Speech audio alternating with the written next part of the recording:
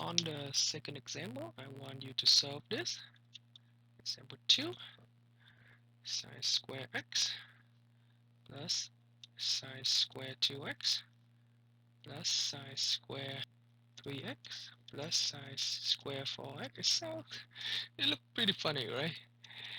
Okay, so how are we gonna do this?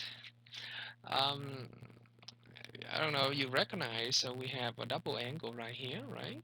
So maybe we have to use a double angle to do this question. Okay, let's think a little bit. And the double angle we learned so far is sine of 2x and cosine of 2x. And cosine of 2x, if you remember, is related to sine square, because cosine of 2x is 1 minus 2 sine square x, right? Then sine square x equal to 1 minus cosine 2x divided by 2. Ah, and now I can rewrite the equation as 1 minus cosine of 2x divided by 2 plus, right? Plus what? Plus 1 minus, because you put a 2 here, then you put a 2 here, so 1 minus cosine of 4x divided by 2. Then 1 minus cosine of 6x divided by 2, because you put 3 here, you put 3 here, give you 6, plus 1 minus cosine of ax divided by 2 equal 5 over 2, and you realize that it's the same denominator, so I keep the denominator, and uh, I retry the top. Okay, I kick the denominator up here, I cancel with number 2 down here, and this is I cancel number 5. So what I have left is what I have cosine of 2x plus cosine of 4x plus cosine of 6x plus cosine of ax equal to 0.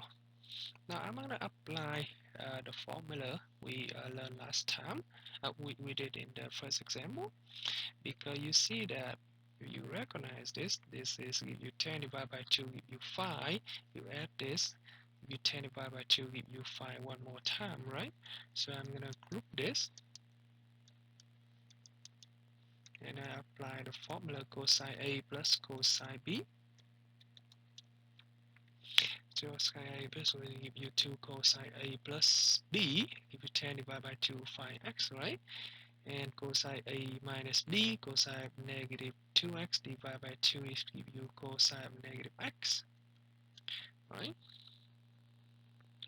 Same thing over here, give you 2 cosine of 2x plus 8x is 10x, 10x divided by 2 is 5x, you cosine ax, a2x minus ax is negative 6x divided by 2 negative 3x equals 0. And because cosine is even function, so cosine of negative x is cosine of x. And now cosine negative 3x is also give you cosine of 3x equal to 0. And now you see that 2 cosine of 5x in common. So what you have left is this equal to 0. Now you apply the formula cosine of A plus cosine of B one more time in order to bring this to the product form. So you have 2 cosine of 5x, 2 times cosine of A plus B, 4 divided by 2 is 2x. A minus B negative 2 divided by 2 is negative x. Cosine of negative x is cosine of x equal to 0. Alright. Now everything in product form give you 4 cosine of 5x, cosine of 2x, cosine of 0x. Cosine of x equal to 0. I can split it up by using a zero product property. X equal to 0, cosine of 2x equal to 0, or cosine of x equal to 0. Okay, now this seems to be very easy now, because cosine of an angle give you 0. This give you there's only two positions, this and this, and every time you add half of the angle, half of the circle, it give you back the initial position, right? So that's why we have cosine 5x equal to 0 give you 5x equal to pi. This is pi over 2 here, pi over 2 plus k pi, because you just need to add pi in order to get back to the new position, because there's only two positions. So this is pi over 10 plus k pi over 5. Similarly, I have 2x equal to pi over 2 plus k pi, so you have x equal to pi over 4 plus k pi over 2, right? And over here we also have x equal to pi over 2 plus k pi only. So totally we have three solutions. We have three solutions. Okay. Yeah, so that's all. That's all. We have three solutions. So this is what I want you to do. So I want you to um, take a look at these two examples in the video today carefully. I want you to learn from it. I want you to be able to recognize the pattern, to recognize what formula and property you need to use to solve trigonometry equation. Okay, because believe me, it's not as simple as something like that. Okay, you're gonna have something like this, and you want to go through a bunch of steps in order to get this. Okay, um, don't ever expect that your life is easy. Remember that, we need to aim pretty high, because some of you is in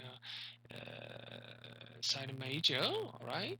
Some of you is not, but it's good though, because later on you probably have to take business calculus, so it's good that you know how to manipulate trigonometry property. So yeah, so let me know if you guys have any question. Please post your question on discussion board, so that every student can contribute their learning. Okay, and we work together to get the final result, positive learning outcome. Okay, so uh, let me know again. Let me know if you guys have any question. Then I'll try to respond as soon as I can. Okay, then I'll see you next time. Thank you so much. Bye bye.